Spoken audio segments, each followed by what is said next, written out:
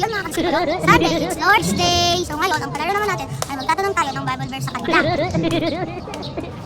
Ayun mga kadisipulo, Sunday it's Lord's Day. So ngayon, ang palaro natin ay magbibigat. So ayun mga kadisipulo, Sunday it's Lord's Day. So ngayon, ang gagawin natin ay magtatanong tayo ng Bible verse sa kanila. Bring me verse! So ayun mga kadisipulo, Sunday is Lord's Day. So ngayon, magtatanong tayo kung yung mga alam nilang Bible verse. Ay, anong pangalan mo? Diana, meron ka bang Bible verse na alam?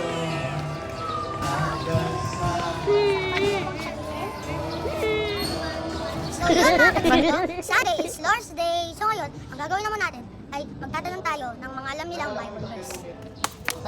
Hello, ano bang pangalan mo? Diana, meron ka bang alam ng Bible verse? Pwede mo bang i-recite sa ating mga kadisipulo?